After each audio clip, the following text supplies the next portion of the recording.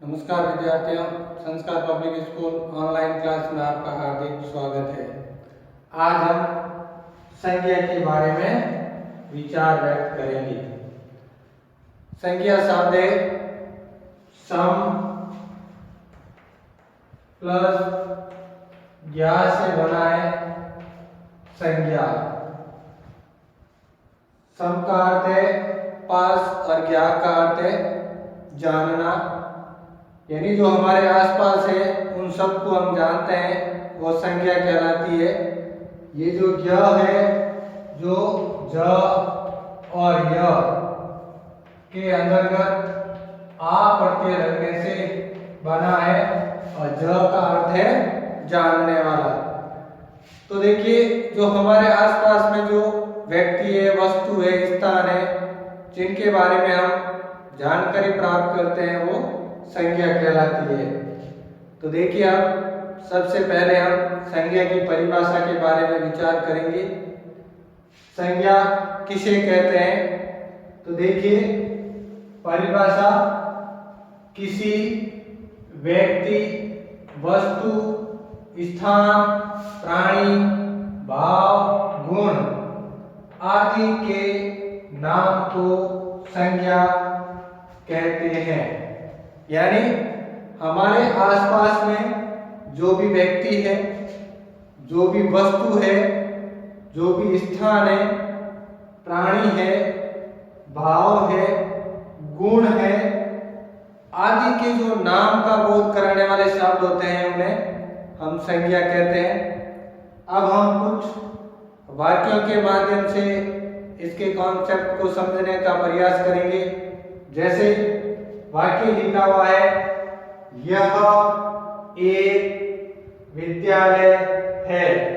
अब देखिए, इस वाक्य के अंतर्गत ये जो विद्यालय है, ये क्या है? किसी स्थान का नाम है, जगह का नाम है।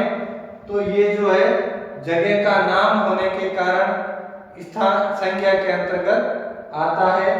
इसी तरह देखिए, ये जो है राधा और ये जो पुस्तक। अब देखिए, ये जो राधा है, ये किसी व्यक्ति का नाम है, मतलब व्यक्ति का बोध करा रहा है, चाहे वो स्त्रीलिंग हो, चाहे वो पुल्लिंग हो। इसी तरह ये जो पुस्तक है, पुस्तक एक वस्तु का बोध करा रही है।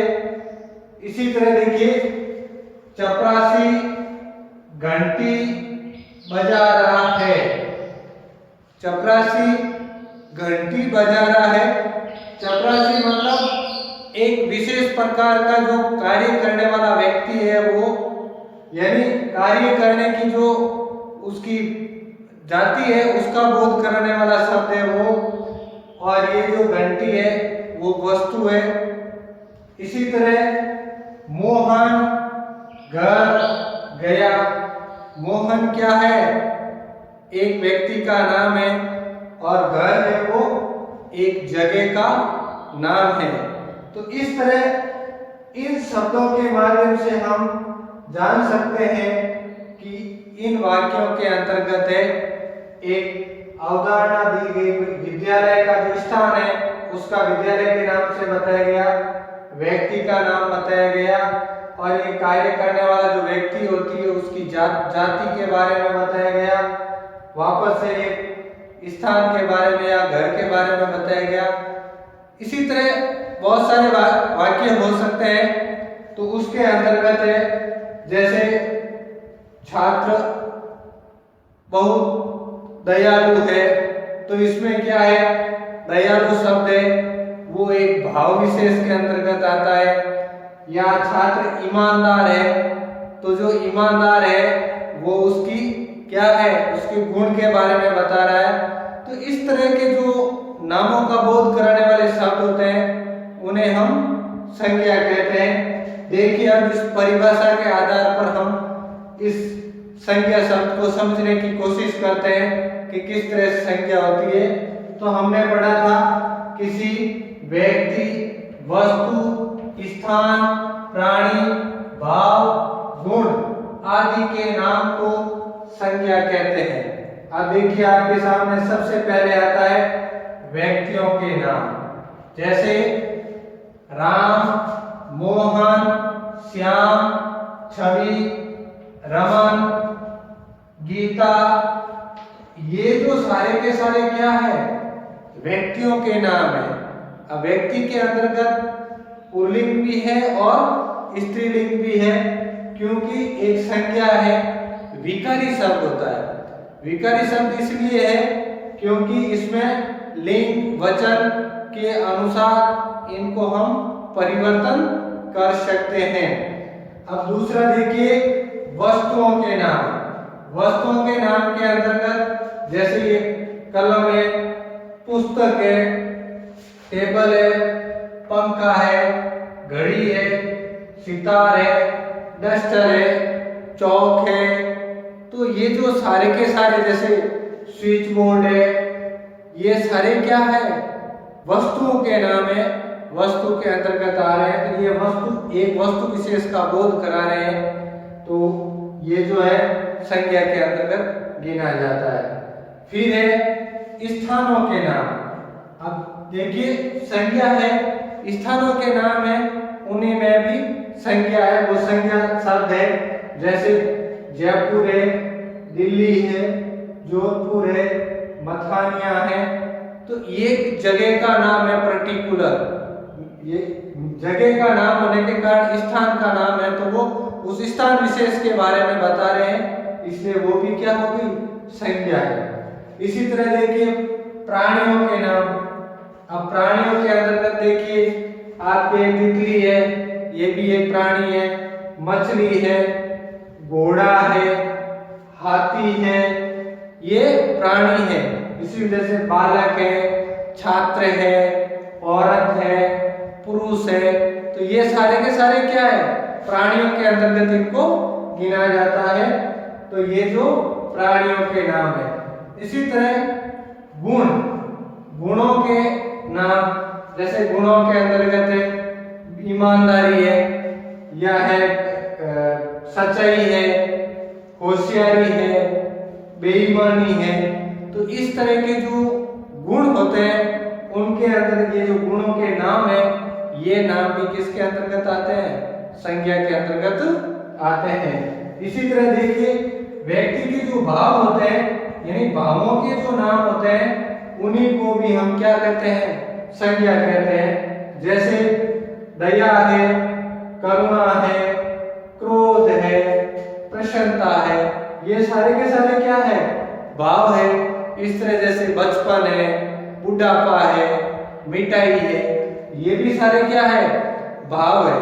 यानी भावों के आधार पर जो नाम होता है वहां पे भी क्या है, संज्ञा होती है।